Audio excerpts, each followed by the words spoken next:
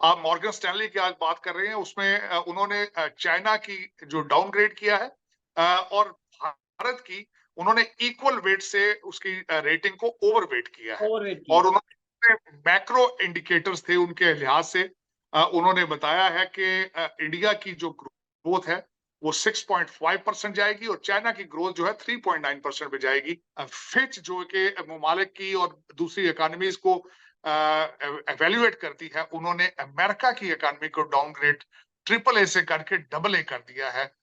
यहाँ पे उनको शाख था जिसकी वजह से अमेरिकन बॉन्ड जो है उनकी वैल्यू नीचे जाएगी, उनकी मांग में कमी आएगी। तो मैं समझता हूं कि इस वक्त इंडिया की economy, no question about it, पहले तो वो बर्तानिया की इकोनॉमी को क्रॉस कर चुके हैं पहले, यही मोदी जी के सेकंड टर्म में। अब मोदी साहब ने कहा है कि वो थर्ड टर्म अगर जीतेंगे तो वो जापान को क्रॉस करके भारत की इकोनॉमी को तीसरे नंबर पर ले आएंगे। और उन्होंने इंग्लिश में तकरीर की है, मैं फौरन समझ गया था क्यों ये बातें कर रहे हैं, क्योंकि सामने वेस्टर्न मीडिया और एम्बेसडर बैठे हुए थे। वो सिर्फ वेस्टर्न मीडिया को मैसेज देना चाह रहे थे कि देखिए हम कितने अच्छे लोग हैं, हम तो भारत से बात करते हैं, भारत बात नहीं करता। पहले माजी में आपका हमेशा ये रहा है कि जब भी आपने आईएमएफ से किस्त लेनी होती थी, आप इस तरह की स्टेटमेंट छोड़ देते थे। शहबाज शरीफ साहब का तो पोर्टफोलियो ही नहीं है डिफेंस की चीजें बात करें। ये बात स्टेटमेंट तो आनी चाहिए थी आर्मी चीफ साहब के हवाले से कि हम हालात ठीक करना चाहते हैं। उनका उनका क्या पोर्टफोलियो है कि वो बात करेंगे हम भारत से। आप पहले भी हो चुका है कि वो स्टेटमेंट कुछ देते हैं, एस्टेब्लिशमेंट की स्टेटमेंट बाद में चेंज हो जाती है। इंडिया जब भी किसी से काम करता है तो अपने टर्म्स पर करता है। यहाँ पे जिस तरह देखा जाए वो रशिया से तेल ले रहे हैं लेकिन अपने टर्म्स पर ले रहे हैं। उसके साथ साथ उन्होंने अमेरिका के साथ उनका रिलेशनशिप है, वो भी अपनी टर्म्स पर है। अमेरिका ने उनको नेटो की मेंबरशिप ऑफर की थी, उन्होंने रिफ्यूज किया क्योंकि उन्होंने कहा था मैं सूट नहीं करती। तो मैं ये समझता हूं कि भारत की तरक्की का एक सीक्रेट भी यही है कि वो सेल्फ रिलायंस और अपने इन्हीं चीजों की वजह से आगे ग्रो कर रहे हैं। इसका इसका सबसे बड़ा सीक्रेट नेशनलिज्म है। भारत ने या भारत के लोग जो उनके टेक्नोक्रेट हैं, उन्होंने अमेरिका को इस तरह जकड़ लिया है कि अमेरिका अब भारत की मर्जी से उनकी इजाजत के बगैर आपसे बात नहीं करेगा। They are in their camp. उन्होंने जो उनके टूटे फूटे राइट्स वो समझते हैं, उनको बावर करा दिया गया है कि चाइना के खिलाफ अगर कोई भी आपका दुनिया में साथ दे सकता है तो वो भारत है। आपकी तीन पार्टियां इस वक्त टूटी फूटी पाकिस्तान में, तीनों आपकी स्टैब्लिशमेंट के पेट से पैदा हुई हैं, तीनों की तीनों। ऐसा ही है। कौन सा लीडर कहां से आएगा? 76 साल लीडर नहीं आया, 76 साल और वेट करेंगे हम।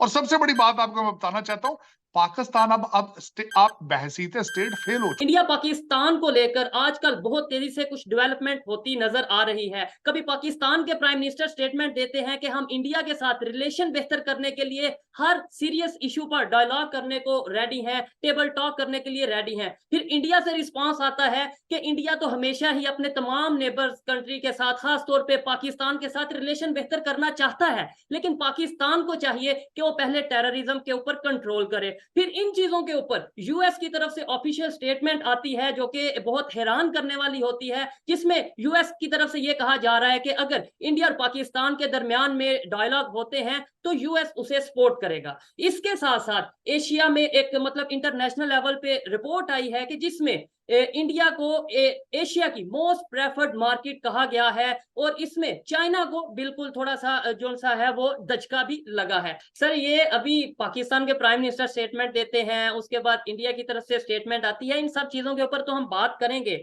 लेकिन अभी मॉर्गन स्टैनले की रिपोर्ट आई है जिसके मुताबिक इंडिया को मोस्ट प्रेफर्ड इमर्जिंग मार्केट कहा गया है, नंबर 1 पे रैंकिंग आई है और चाइना को जो सा है वो डाउनग्रेडेड किया गया है। क्या कहना चाहेंगे इसके ऊपर? फिर उसके बाद इंडिया पाकिस्तान के रिलेशन पे बात करते हैं। देखिए चौर साहब, इस वक्त पूरी दुनिया के अंदर अगर देखा जाए तो कोविड के बाद एक तो इकानमी दोबारा, इकानमी के रिलेटेड नई चीजें डिफाइन हो रही। चाइना इज सफरिंग क्योंकि सप्लाई चेन, सारी दुनिया के पास एक चाइना ही ऐसी जगह थी जहां सारी सस्ती चीजें मैन्युफैक्चर हो रही थी, और सप्लाई चेन इंटरप्ट हुआ था। उसके बाद अभी तक चाइना जो है अपने सप्लाई चेन को दोबारा रिस्टोर ही नहीं कर पाया। एक तो उनका सबसे बड़ा सेटबैक।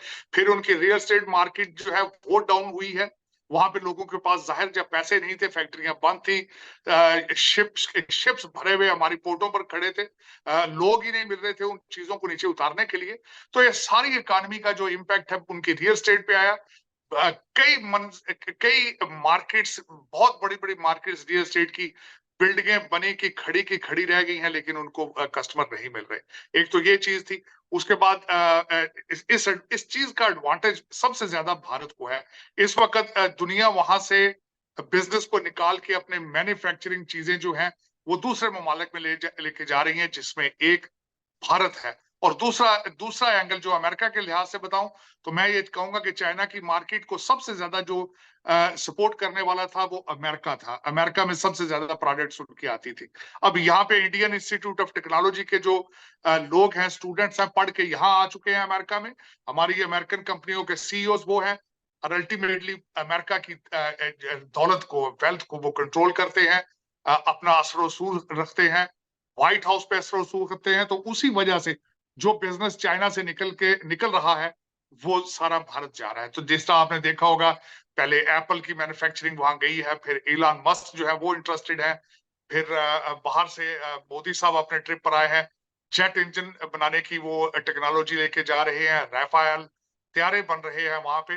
तो जो एक मूवमेंट मेक इन इंडिया है उसको वो प्रमोट कर रहे हैं, अपनी करेंसी को प्रमोट कर रहे हैं, यूपीआई को प्रमोट कर रहे हैं। तो ये सारी चीजें, और उसके बाद एक भारत जो है उसकी मिडिल क्लास, उसमें ज्यादातर नौजवान हैं, और वो नौजवान पढ़े लिखे हैं, और वो जहां जा रहे हैं वो एक हेल्दी और ताकतवर डायस्पोरा की शक्ल में जा रहे हैं।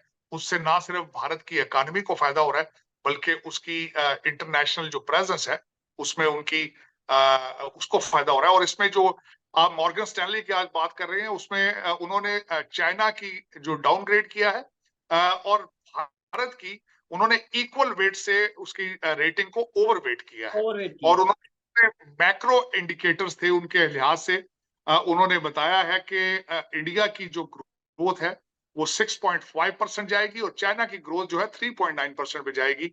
और मैं समझता हूं कि ना सिर्फ इसके साथ इसी कोविड के हवाले से, और जिस तरह यूक्रेन जंग के बारे में, या वेस्टर्न सिविलाइजेशन जो है वो अपना सारे अपने रिसोर्सेज को बर्न कर रहे हैं।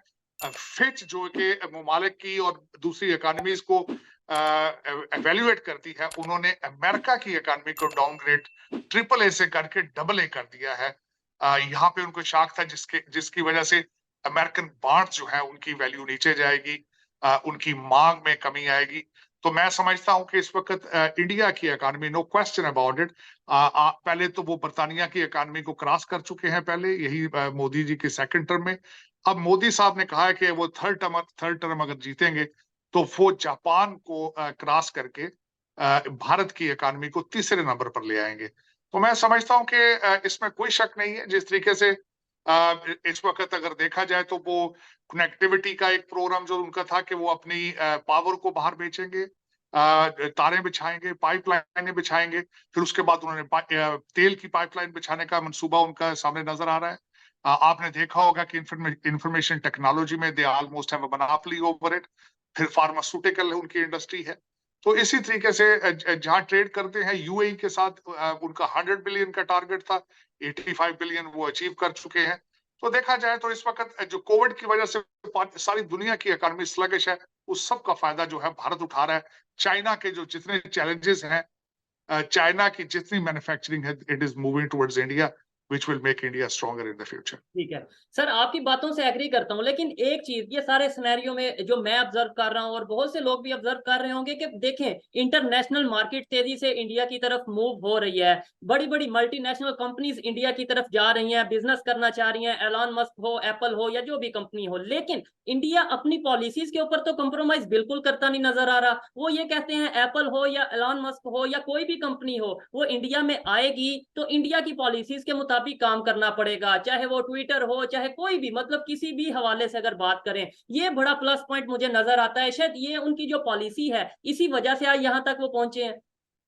मैं बिल्कुल आपसे एग्री करूंगा कि इंडिया जब भी किसी से काम करता है तो अपने टर्म्स पर करता है। यहाँ पे जिस तरह देखा जाए वो रशिया से तेल ले रहे हैं लेकिन अपनी टर्म्स पर ले रहे हैं। उसके साथ साथ उन्होंने अमेरिका के साथ उनका रिलेशनशिप है, वो भी अपनी टर्म्स पर है।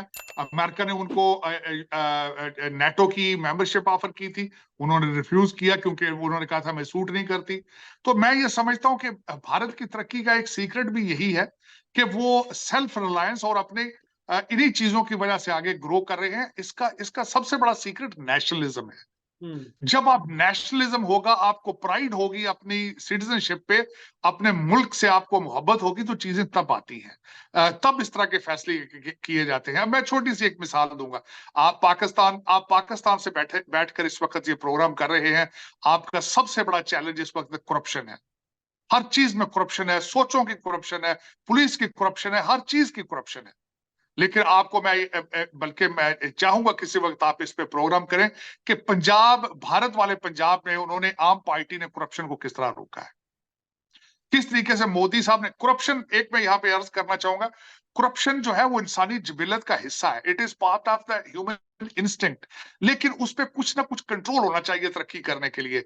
आपके मुल्क से इस वक्त भी प्राइवेट प्लेन्स जो है वो थैले लेके उड़ रहे हैं डॉलरों के, और आपकी एजेंसियों के मर्जी से उड़ रहे हैं। आपकी जो कुछ भी होता है पाकिस्तान में, उसमें सारे अदारे इन्वॉल्व होते हैं। एक अदारा अकेला करप्शन नहीं कर सकता। लेकिन वजह यह है कि आपको पाकिस्तान से मोहब्बत करना, आपने शुरू ही नहीं की। पाकिस्तान से मोहब्बत करना बंद तो करते अगर शुरू की होती। पाकिस्तान आपने सिर्फ कागजों में बनाया था। अगर एक मिनट के लिए सोचे, आज 1947 को अगर सोचा जाए, जो लोग जलीलो ख्वार होकर पाकिस्तान में आए थे, अपनी माओ बहनों को रास्ते में मरवाते आए थे, हर चीज छोड़ के, क्या आपने जस्टिफाई किया है पाकिस्तान को बनाने का? जो टू नेशन थ्योरी आप कहते हैं कि टू नेशन थ्योरी की बेस पर पाकिस्तान बना, क्या आपने उनको पाकिस्तान बनाकर दिया है? मेरे ख्याल में नहीं बनाया। आपने सिर्फ एक आइडियोलॉजी बेची है आपने। उसके बाद आपने पाकिस्तान को एटीएम मशीन की तरह लूटा है। जो आया इसने 76 साल लूटा है। आपने अपनी टू नेशन थ्योरी को ही जस्टिफाई नहीं किया। आपने पाकिस्तान को बनाने की थ्योरी को जस्टिफाई नहीं किया। मेरा सबसे बड़ा आपसे गिला ये है, मेरा सबसे ज्यादा अफसोस आपसे ये है। और सर इसकी सबसे बड़ी एग्जांपल ये है कि अब जैसे आपने बोला, और आप देखते हैं, लोग देखते हैं कि हम पब्लिक में जाके ओपिनियन लेते हैं। मैं आपको बता रहा हूं कि सर बड़ी तादाद में यूथ और एजुकेटेड यूथ ये कहती है कि भाई ये हमारे हाथ जुड़े हैं, हम तो पाकिस्तान से बाहर जाने के पर तोल रहे हैं। आज मौका मिलता है आज जाएंगे, कल मौका मिला कल जाएंगे। इवन कुछ लोग तो ये भी कहते नजर आए हैं, और ये वीडियो रिकॉर्ड में मौजूद है, कि भाई हमें पाकिस्तान से नहीं अपने घर से गर्ज है, क्योंकि पाकिस्तान ने हमें इस टाइम पे क्या दिया। देखिए, मैं आज आपके प्रोग्राम पे आल ऐलान आपको बताता हूं। रिजवाना का केस जो है इस्लामाबाद में, ये पहला केस नहीं है, ना ही आखिरी केस है। और मैं आपको बता रहा हूं रिजवाना को जस्टिस नहीं मिलेगा। आज बहावलपुर यूनिवर्सिटी का केस है। 5500 स्टूडेंट्स हैं, खवातीन हैं, उस इलाके से जहां लोग अपनी बच्चियां स्कूलों में नहीं भेजते। उनके माँ बाप को वहां पे जस्टिस नहीं मिलेगा। उनके बहनों भाइयों को जस्टिस नहीं मिलेगा। आप मेरे ख्याल में अगर मुझसे जाती तौर पे पूछे, एज ए पाकिस्तान तो आप फेल हो चुके हैं। एज ए कंट्री आप फेल हो चुके हैं। अब आप बहसीत इंसान फेल हो रहे हैं। आप एज ए सोसाइटी कोलैप्स कर रहे हैं। देखिए, जिस जगह पे कभी आप सोच सकते हैं कि 12 या 14 साल की बच्ची है, उसको चोरी की सजा में खुद ही जज साहब की बीवी ने उसके दोनों बाजू तोड़ दिए। कभी आप सोच सकते कोई इंसान ये ऐसा काम कर सकता है? और सर मैं ये समझता हूँ ऐसे वाकयात बहुत से होते हैं, ये तो एक हाईलाइट हो गया, तो बस उसके ऊपर हम बात कर रहे हैं। मैं पर्सनली ये चीजें देखता हूँ, समझता हूँ कि कई घरों में फोर्स लेबर होती है, चाइल्ड लेबर होती है, और फिर बहुत ज्यादा तशद्दुद किया जाता है, और जब उन पे आवाज उठाई जाती है तो फिर धमकियां भी आती हैं और बहुत सी चीजें फेस करने को मिलती हैं। तो सब आपके पाकिस्तान रूलिंग लीड हर एक के घर के अंदर 10-10 रिजवाना है, हर एक के घर। आपकी मुझे मुझे इस बात पे, आज मैं इस रिजवाना के केस पे मैं हैरान था कि आज आपका अमेरिकन एम्बेसडर क्यों नहीं बोल रहा। उसको इलेक्शन के पाकिस्तान के लिए बड़ी तकलीफ हो रही है, लेकिन ह्यूमन राइट्स के बारे में उसने कोई स्टेटमेंट क्यों नहीं दी। यहां पे उसने बहावलपुर यूनिवर्सिटी में जो कुछ हुआ उसके ऊपर वेस्टर्न मीडिया और वेस्टर्न एम्बेसियां और सारे लीडर वो क्यों चुप बैठे हैं? रिजवाना को क्यों नहीं गारंटी दी जाती कि इंसाफ उसको मिलेगा? इनको इलेक्शनों की बड़ी जल्दी है। इनको दूसरी ह्यूमन राइट्स की सारी बड़े हमारा वेस्टर्न सिविलाइजेशन उन पे बयान देते हैं, लेकिन रिजवाना के लिए क्यों नहीं खड़े होते? शर्मिंदगी की। आज मरियम नवाज, मुझे आज ऐसा मरियम लगता है नवाज अपने लिए हम खुद ही गड़ा खोद रहे हैं। आज मरियम नवाज गई है हॉस्पिटल में उनको देखने, लेकिन वो भी एक वोटों के लिए। लेकिन ये क्या बात है, आप बहसीत इंसान क्यों नहीं इस चीज को सीरियस ले रहे? क्योंकि आप मेरे ख्याल में अफसोस के साथ ज्यादातर हमारे पाकिस्तानियों के मेजॉरिटी के ज़मीर मुर्दा हो चुके हैं। बस वो हर चीज लूट के अपने घर ले जाना चाहते हैं। कोई शौक नहीं है एज ए सोसाइटी। कोई शौक नहीं है कि बैसीते इंसान जिंदा रहें। यही एक आपका अलमिया है। और आपको हर चीज से बच जाएंगे। करप्शन आपको मार रही है, आपको खा रही है, और जिस तरीके और जिस हालत में पहुंच चुके हैं आप श्रीलंका से बदतरीन है। उसकी वजह यह है, वहां पे तो सिर्फ एक राजा पक्सा था, एक फैमिली थी। आपकी तो हर जगह पे इस राजा पक्से की फैमिलियों की लाइनें लगी पड़ी। आपकी तो हर हर डिपार्टमेंट, हर महकमे के अंदर राजा पक्सा बैठा है, और पता नहीं इसको कौन बचाएगा पाकिस्तान को। मुझे तो बिल्कुल नाउमीदी है, मायूसी है, गहरे बादल हैं। मुझे नहीं है, अभी तक किसी लीडर ने कोई रोड मैप आपको नहीं दिया कि मैं इस तरीके से पाकिस्तान को बचाऊंगा, आओ मेरे साथ चलो, आओ पाकिस्तान में ये फला चीज मैन्युफैक्चर करते हैं, आओ मैं तुम्हें सिखाता हूं अमेज़न पे कारोबार किस तरह करना है, आओ आर्टिफिशियल इंटेलिजेंस पढ़ाते हैं, आओ तुम्हें बताएं कि पाकिस्तान में एग्रीकल्चर। किसी ने कोई, आप कह रहे हैं जवानों से पूछा है कि वो जाएंगे। अमेरिका को रोजाना गालियां आप देते हैं, कभी वो साइफर कहते हैं अमेरिका के खिलाफ जिहाद कर, आज एम्बेसी वीजा देना शुरू करे, पाकिस्तान में एक इंसान नहीं बचेगा वहां पे। ऐसे ही है। बल्कि किश्तियों में मर मर के पहुंच रहे हैं आप, जर्मनी और ग्रीस और इटली पहुंच रहे हैं। लेकिन देखें, यही एक वजह है कि आपने 76 साल ना पाकिस्तान को बनाया है, ना कोशिश की है, ना जस्टिफाई करने की कोशिश की है, ना कोई लीडर आया है। जो फ्राडी ही आए हैं। मैं तो समझता हूं कि फ्रॉड ही लगा रहे हैं अभी तक। कोई जो आपके जिस तरह मैंने कहा कि अभी तक किसी पाकिस्तानी के मुंह से मैंने कोई अच्छा बिजनेस प्लान नहीं सुना, कोई रोड मैप नहीं देखा। खान साहब कहते हैं ओवरसीज पाकिस्तानियों को पैसे लेकर आऊंगा और दूध की नहरें चलेंगी, हालांकि उनको बिजनेस प्लान नहीं है। ओवरसीज पाकिस्तानी क्यों पैसे देंगे आपको? पहले तो आपने जूते मार मार के ओवरसीज पाकिस्तानी को निकाला वहां से, डंकियां लगा लगा के यहाँ पहुंचे हैं। वो अपने माँ बाप को पैसे भेजेंगे कि आपको भेजेंगे? क्यों भेजेंगे आपको पैसे? ये मैं एक तो बिल्कुल मुझे अजीब सी बात लगती है कि आप हमेशा खान साहब जब भी बात करते हैं कहते हैं ओवरसीज पाकिस्तानी जो है वो पैसे देंगे। क्यों देंगे आपको पैसे वो? ऐसे एक ही तो ना लॉ एंड ऑर्डर के हालात है वहां पे, ना थाना ना कचहरी चलता है, ना पटवारी चलते हैं, तो वो क्यों जाएंगे वहां पे? ऐसे लेकिन ही। मुझे ये बताएं, नीयत कहां से मिलती है, कहां से इंपोर्ट की जा सकती है? 76 साल में किसी की भी नीयत नहीं बनी, ये क्या वजह है?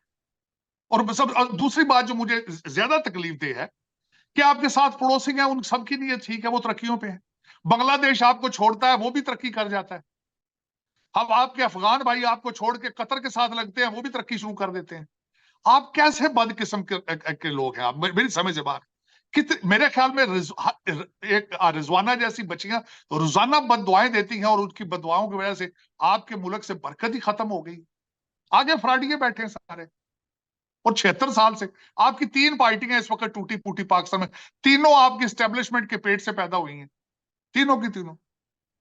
ऐसे ही है। कौन सा लीडर कहां से आएगा? 76 साल लीडर नहीं आया, 76 साल और वेट करेंगे हम। और सबसे बड़ी बात आपको मैं बताना चाहता हूं, पाकिस्तान अब आप बहसीत स्टेट फेल हो चुके हैं। अब मैं वो बताता हूं, फेडरेशन आपकी कोई नहीं है। एक गवर्नमेंट है जो 25 माइल के अंदर अंदर है, उसकी बाहर रेटी कोई नहीं है। 4 सूबों के अंदर 4 हुकूमतें हैं, वो चारों की चारों अलग अलग तरीके से लूट रही हैं। करप्शन की चीखें वॉशिंगटन डीसी तक आ रही हैं। लेकिन ये एज ए कंट्री आप कोई नहीं सर्वाइव कर रहे हैं, चल रहे हैं ना, आपकी कोई डायरेक्शन है। जिस स्टेटमेंट की आप बात कर रहे थे ना पहले अपने इब्तिदाइया के अंदर, कि शहबाज शरीफ साहब ने कहा है कि हम बिल्कुल तैयार हो चुके हैं जी जी बातें जी। करने के लिए। उनके 4 दिन रह गए सारी गवर्नमेंट के, और उन्होंने इंग्लिश में तकरीर की है। मैं फौरन समझ गया था क्यों ये बातें कर रहे हैं, क्योंकि सामने वेस्टर्न मीडिया और एम्बेसडर बैठे हुए थे। वो सिर्फ वेस्टर्न मीडिया को मैसेज देना चाह रहे थे कि देखिए हम कितने अच्छे लोग हैं, हम तो भारत से बात करते हैं, भारत बात नहीं करता। पहले माजी में आपका हमेशा ये रहा है कि जब भी आपने आईएमएफ से किस्त लेनी होती थी, आप इस तरह की स्टेटमेंट छोड़ देते थे। लेकिन ये अभी स्टेटमेंटों से बातें आगे बढ़ चुकी हैं। आप दोनों मुल्कों के अंदर इस वक्त ट्रस्ट फैक्टर है। आप जब तक ट्रस्ट को बहाल नहीं करेंगे, एक दूसरे के एतराजात ठीक नहीं करेंगे, बात नहीं होगी, आगे चलेगी। और इस बात को सीरियस लेना होगा। शहबाज शरीफ साहब का तो पोर्टफोलियो ही नहीं है डिफेंस की चीजें बात करें। ये बात स्टेटमेंट तो आनी चाहिए थी आर्मी चीफ साहब के हवाले से। अभी तक तो आपके हालात इस तरह हैं कि चाइना का प्रीमियर आया, वहां किसी पार्टी का दूसरा बंदा नहीं था। फॉरेन मिनिस्टर साहब दुबई बैठे हुए थे, अपनी वालदा के स्टैचू का इफ्तिताह करने चले गए थे। अभी तक तो आप एक टेबल पर ही मौजूद नहीं है। आप जब तक खुद इकट्ठे नहीं होंगे, पाकिस्तान के बारे में सीरियस नहीं होंगे, तो भारत आपकी इज्जत क्यों करेगा? आपकी बात को वो सुनेगा भी क्यों, सर जब आप इसमें इकट्ठे ही लेकिन नहीं है? इसमें एक बड़ी चीज हमने जो देखी है, वहां भारत की तरफ से भी स्टेटमेंट आई है। उनके एक्सटर्नल अफेयर्स के जो स्पोक पर्सन है, उन्होंने स्टेटमेंट दिया कि भाई हम तो हमेशा से रेडी हैं तमाम नेबर कंट्रीज खासतौर पे पाकिस्तान के साथ रिलेशन बेहतर करने के लिए, लेकिन फिर वही उन्होंने अपना इशू रखा है, स्टांस रखा है कि भाई टेररिज्म को खत्म करें, क्रॉस बॉर्डर टेररिज्म के ऊपर कंट्रोल करें। उनका एक ही मौकफ है, तो हम वो बात मान क्यों नहीं लेते? या भारत को ही क्यों नहीं कह देते कि भाई आओ मिल के हमारे साथ, हम तो नहीं कर पा रहे, आओ मिल के जो उनसे हम इस चीज के ऊपर काम करते हैं। बिल्कुल मैं एग्री करूंगा आप। क्यों नहीं इस तरह किया जाता? क्यों नहीं उनके साथ उनको उनको उनको क्लियर क्यों नहीं किया जाता? क्यों नहीं कहा जाता कि आए मिलके इसके खिलाफ चलते हैं? क्यों नहीं ये कहा जाता? उनको प्रूव क्यों नहीं दिए जाते कि it is not the state sponsor, ये हमारा कसूर नहीं है? उनको क्यों नहीं ये सफाई दी जाती? यही एक बात है। जबकि वहां से तो स्टेटमेंट आ चुकी है, बड़ी वो वायरल हुई थी वो क्लिप, वो वीडियो जो इंडिया के प्राइम मिनिस्टर ने स्टेटमेंट दी थी कि भाई आओ पाकिस्तान वालों, आओ हम मिलकर लड़ते हैं, जंग करते हैं, लेकिन दहशतगर्दी के खिलाफ। यानी उन्होंने तो ऑफर कर दी। मैं समझता हूं कि मोदी साहब के बारे में सबसे ज्यादा दुनिया के ऊपर जो प्रोपेगेंडा ये चीजें होती हैं कि उन्होंने गुजरात में ये किया, मुसलमानों के खिलाफ है, बीजेपी मुसलमानों के खिलाफ है, ये कुछ है वो कुछ है, लेकिन नवाज शरीफ साहब के घर आ गए थे वो बगैर किसी प्रोटोकॉल के। ऐसे ही है। उससे पहले देख ले वाजपेयी आ गए थे, उससे पहले। आप बिल्कुल ये नहीं कह सकते कि they are not interested in, लेकिन उनको जो शिकायतें हैं, गिले हैं, आपको चाहिए पहले उसकी क्लैरिफिकेशन करें, उनको एतमाद उनका बहाल करें। देखा जाए तो पाकिस्तान के लिए कुछ नहीं आपने किया, अपनी फैमिली के लिए जो भी आया हो उसने लूट मार की है, अपने बच्चों के लिए, अपने बहनों भाइयों के लिए, उसने पाकिस्तान को कुछ भी नहीं दिया 76 साल में अभी तक। ठीक है सर, ये सारी जो सिचुएशन बनी है, ये बड़ी बात जो आपने बताई है कि भाई इलेक्शन नजदीक आने वाले हैं, इस वजह से 2-4 दिन के बाद गवर्नमेंट वैसे खत्म हो जाएगी, इस वजह से ऐसी स्टेटमेंट देना जरूरी थी। लेकिन फिर उसके बाद यूएस की तरफ से भी ये स्टेटमेंट आ जाती है कि अगर ऐसा कुछ होता है, अगर इंडिया पाकिस्तान के दरमियान डायलॉग होते हैं, तो हम उसे सपोर्ट करेंगे। वो ऑफ कोर्स। लेकिन मुझे ये बताएं कि अमेरिका के तो अपने हालात इतने खराब हैं, उनको देखे ना, उससे सवाल किया गया था स्टेट डिपार्टमेंट में, जी आपका उसने भी आगे से सियासी जवाब दिया है उसका। शहबाज शरीफ का भी सियासी ये बात थी, और स्टेट डिपार्टमेंट वाले की भी सियासी बयान था। हाँ भाई आप आपस में बात करें, जाहिर हम सपोर्ट करेंगे, जाहिर वो मुखालफत तो नहीं करेंगे ना, वो ऐसे ही तो है। मुखालफत नहीं करेंगे तो फिर सपोर्ट करेंगे। अमेरिका के तो अपने हालात खराब है। मैं 5 मिनट तक, अभी 10 मिनट तक अब बिल्कुल यही ऑनलाइन देख रहा था, डोनाल्ड ट्रंप साहब को इंडाइट किया गया है आज चौथी दफा, तीसरी दफा जी 4 महीने के अंदर। अमेरिका के अपने हालात खराब हैं, वो आपके मामलात में किस तरह तवज्जो दे सकता है या आपको किस तरह सपोर्ट कर सकता है? और दूसरा, इस वक्त जिस तरीके से भारत ने या भारत के लोग जो उनके टेक्नोक्रेट हैं, उन्होंने अमेरिका को इस तरह जकड़ लिया है कि अमेरिका अब भारत की मर्जी से, उनकी इजाजत के बगैर आपसे बात नहीं करेगा। They are in their camp. उन्होंने जो उनके टूटे फूटे राइट्स वो समझते हैं, उनको बावर करा दिया गया है कि चाइना के खिलाफ अगर कोई भी आपका दुनिया में साथ दे सकता है तो वो भारत है। हालांकि वहां पे भी वो अपने अपनी एक सर्टन गाइडलाइन से आगे नहीं जाएंगे। वो भी अपने चाइना के साथ रिलेशनशिप, मैंने पिछले दिनों एक दफा ट्वीट किया था, क्योंकि वहां पे भी ऐसे लोग हैं भारत के अंदर जो समझते हैं कि हमें चाइना के साथ भी रिलेशनशिप ठीक करने चाहिए। चाइना अगर आज बॉर्डर की अपने मामलात भारत के साथ ठीक कर लेता है तो अमेरिका और पाकिस्तान फिर क्या करेगा? लेकिन ये कि भारत जो है वो they are playing very smart, और उसमें उस स्मार्टनेस और उनकी तरक्की के सीक्रेट एक सबसे बड़ा है नेशनलिज्म। नेशनलिज्म, चाहे आप दुनिया उसको हिंदुत्व कह ले, चाहे उसको जो मर्जी कह ले, चाहे ये कह ले कि Hindustan is for Hindus only, of course they are in majority there, that is their country, but they have become nationalist. You need to copy that, you have to become Pakistani first. अभी तक आप पाकिस्तानी ना, आपने पाकिस्तान बनाया है ना आप पाकिस्तानी है। मुझे वॉशिंगटन डीसी में एक बंदे ने, एक डिप्लोमेट ने बहुत शर्मिंदा किया था इससे 1 साल पहले, 2 साल पहले। उस बंदे ने मुझे एक इवेंट पर था, एक एम्बेसडर ने मुझे बुला के कहा, उसने कहा तुम क्या कहते हो, सुना है कि वहां आपके प्राइम मिनिस्टर की बीवी जिंदा मुर्गियां जला रही है इस्लामाबाद में। ये इस्लाम है?